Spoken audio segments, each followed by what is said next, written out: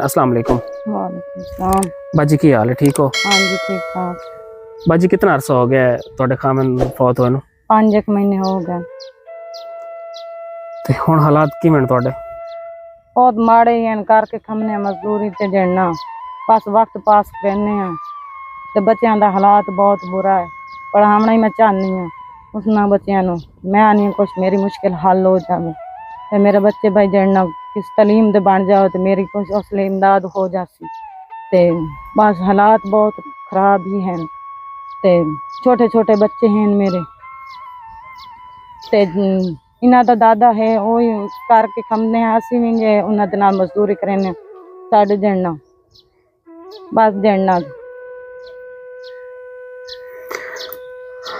यानी हालात मुश्किल है ना? हाँ जी हालात बहुत मुश्किल हैं, कुछ मेरी मदद की जाए मैं, क्योंकि मैं इन्हों के सहारे ते बैठी हाँ, मेरा इन्हों का निज़ाम भाई सही चल जाए तो मेरे खर्चे की भाई पढ़ा ही लवां मैं इन्होंने बच्चों तो मैं अपने बच्चों ना भाई अच्छी तरह भाई दे लवां उस बच्चों तो मेरे को ना भाई खर्चा इतना नहीं। बिस्मिल्लाहिर्रहमानिर्रहीम। अस्सलाम वालेकुम व्यूअर्स, कैसे हैं आप? उम्मीद करता हूँ आप सब खैरियत से होंगे।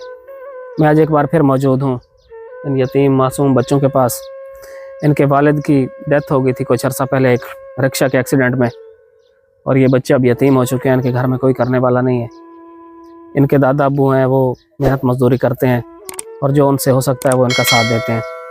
तो मेरे साथ हैं इन बच्चों की माँ, हमारी बहन, उनसे कुछ बातचीत करते हैं। अस्सलाम वालेकुम। वालेकुम सलाम। बाजी की हाल है, ठीक हो? हाँ जी ठीक ठाक। बाजी कितना अरसा हो गया है ਤੁਹਾਡੇ ਖਾਮਨ ਫੌਤ ਹੋਏ ਨੂੰ? 5 ਮਹੀਨੇ ਹੋ ਗਏ। ਤੇ ਹੁਣ ਹਾਲਾਤ ਕਿਵੇਂ ਨੇ ਤੁਹਾਡੇ?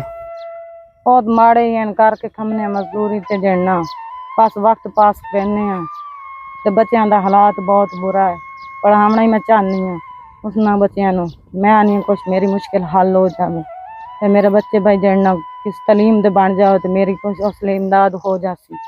ते बस हालात बहुत खराब ही हैं ते छोटे छोटे बच्चे हैं मेरे ते इन्हों का दादा है वो ही करके खमने असी भी जे उन्होंने दे नाल मजदूरी करने साढ़े जड़ना बस जड़ना।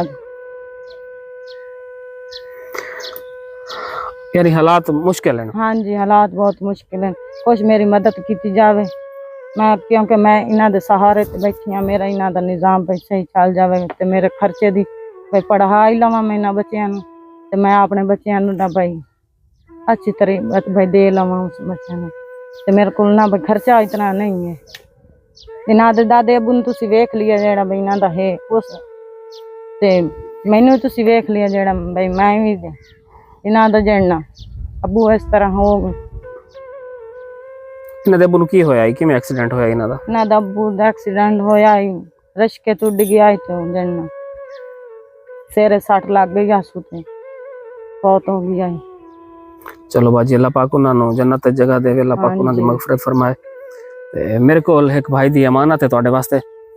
भाई बाबर अली साहब हैं, उन्होंने तुहाडे वास्ते ना इस दफा 20,000 रुपए भेजे। हाँ जी ते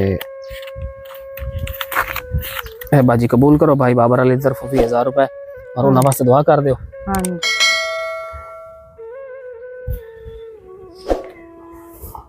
इंशाल्लाह आखिर के मोड़ भी ऐसी इंशाल्लाह साथ दिशा है बच्चे। हाँ जी जी और की आखना चाहते हो?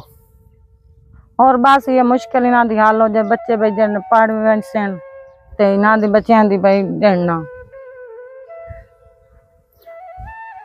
चलो सपोर्ट की जाए ना बच्चे। हाँ जी इन्हों की सपोर्ट की जाए। नाजरीन मेरे पास एक अमानत थी भाई बाबर अली साहब की तरफ से 20,000 रुपए मुझे भेजे गए थे यतीम बच्चों के लिए, वो मैंने इनके हवाले कर दिए, इनकी वालदा के हवाले। तो आप लोगों का बहुत बहुत शुक्रिया, भाई बाबर अली साहब का शुक्रिया जिन्होंने इन बच्चों का साथ दिया है और इनके लिए ये पैसे भेजे हैं। ईद का मौका था तो ये अपने लिए कुछ राशन वगैरह ले लेंगे।